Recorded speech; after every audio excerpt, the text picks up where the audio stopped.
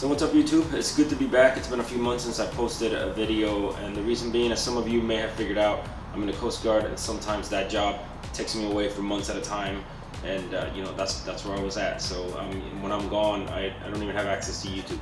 So it's been a few months, but I've had time to think about what videos I want to be doing, and this video right here, my first video in a while, is going to be kind of a response on some criticisms that I keep getting on the video that I did where I did the 0 to 60 runs using 87 octane gas. And people keep saying that, you know, that I shouldn't put 87 in this car, that I'm going to ruin the engine, etc., etc. So this video is basically a response for that. And what I'm going to go over which fuel you can, which fuel you should, which fuel you shouldn't put in the car, and the reasons why. So first of all, very briefly, the reason why performance turbocharged engines usually require premium gas is to prevent, aside from the performance aspect of it, is to prevent knock. Knock is, very simply put, a detonation that happens inside the combustion chamber outside of the normal sequence of events in the stroke cycle of the engine. So basically, you have your cylinder, you have your spark plug goes off and ignites the air-fuel mixture in there, that explodes, it pushes a piston down, and that's your combustion engine 101. If there's such high heat and pressures inside of the combustion chamber that after your spark plug goes off and ignites that air-fuel mixture, if there's other pockets of air-fuel in there that spontaneously combust, after that initial detonation, that's your knock. Those basically is more than one detonation inside the combustion chamber that is not supposed to be there, and it causes all kinds of really bad things to your engine. So that's the big reason why turbocharged engines usually require premium. So why does fuel matter in this whole equation? So as we already went over, the heat and pressures that a turbocharged engine produces under boost is pretty high. It's higher than normal inside the combustion chamber, and this makes it way more likely to ignite a fuel. So when you go to the pump and you're deciding what fuel to put into your car, that number that you see, that 87, 89, 91, whatever the case might be, your octane number, that's actually, or your AKI, which literally stands for anti-knock index. That number is, very simply put, the fuel's ability to be compressed before igniting. In other words, 93 octane fuel can get much hotter inside the combustion chamber before it goes off, which means that your engine, if you put 93 in it rather than 87, will resist knocking. So basically, premium gas has a higher knock limit than regular unleaded does. So you put 87 in your WRX, and you can cause knock, and you can take away the knock by putting 93, and because 93 can withstand more abuse, basically. So that's in a nutshell why fuel matters. So when somebody tells you should only put premium gas in your WRX, or any turbocharged engine for that matter, that's the reason why. But I'm going to tell you why, and in this car in particular, that's no longer the case. So this brings me to the current version of the WRX 2015 and above. This is not your grandpa's turbo. This car is pretty advanced, and this right here, the direct injection turbo engine right here, this engine, as opposed to regular fuel injected engines, have the fuel injected directly into the cylinder wall, like in the combustion chamber. So what happens when you do that is you have much evenly burned fuel, you have much cooler cylinder temperatures, and you have much more precise control of fuel delivery, of ignition timing, that the car can do now because the fuel is directly injected into the cylinder. So this is the reason why this car runs perfectly fine on 87. The inherent design of the engine itself raises the knock limit of the engine, which means you can run 87, you can run 89, you can run 91, you can run whatever you want because the engine runs fine with it. So another very important reason why these cars you can run 87 on is because this car and most modern cars have very elaborate anti-knock mechanisms.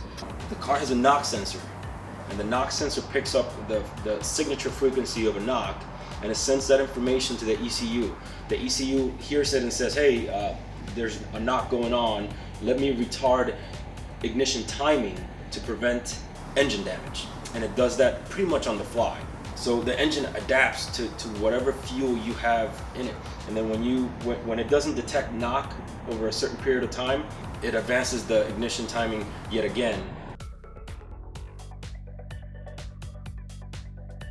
So what's the trade-off? You know, there's no such thing as a free lunch, right? So what happens when you retard ignition timing? Well, what happens is you get less performance out of your engine, plain and simple. The engine does not get damaged in any way. The engine runs perfectly fine, but because you retarded ignition timing, the output of the engine is lessened. So if you watch my 0 to 60 video that I did, the comparison between regular and premium, you'll see what I'm talking about. In this particular car, in my experience, I got about a 15% drop. You can see it when you're driving the car hard. You can see it when you're pushing the car to its limits, doing 0 to 60 runs. That's when you really can tell the difference. Doing regular driving, going to and from work, just kind of whatever, you're not gonna know the difference between 87 and 91. But if you're really pushing the car, and you might get half a second to a second slower on 87 than you will on premium gas, and that's your trade-off. That's the price you pay to have that technology. That's the price you pay for your car doing its thing, so that it doesn't damage the engine.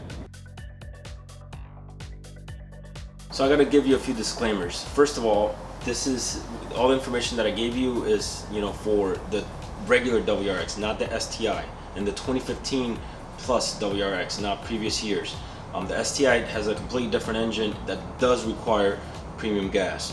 Second, regardless of what car you have, I don't care if it's a WRX or a different car altogether, read your owner's manual. It will tell you which fuel your car can take and which fuel it cannot. It'll tell you in there.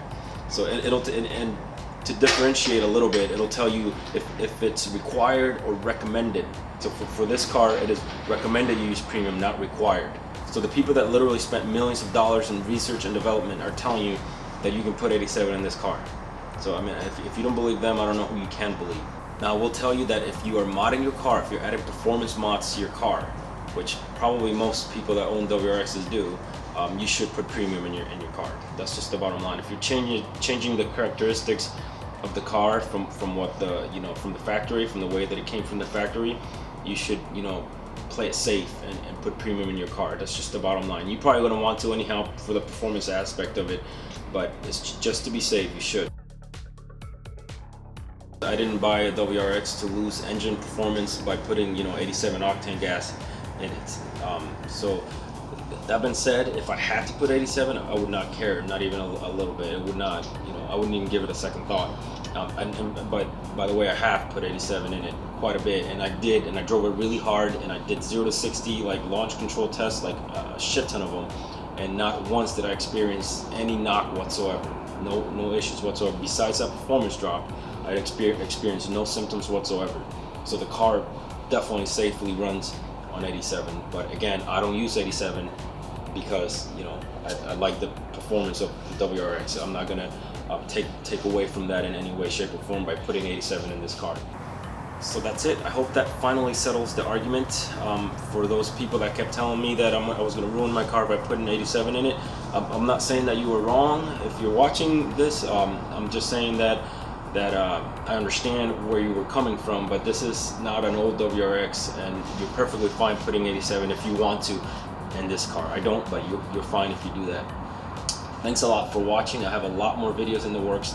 Now that I'm back, I'm going to be, my next project and that I'm starting this weekend is I am going to soundproof the car. And I'm literally taking the seats out, I'm taking the carpet out, I'm taking everything out, and I'm putting roadkill on the floorboards. So please subscribe and so that you get notified when those videos come out. Thanks for watching and take care.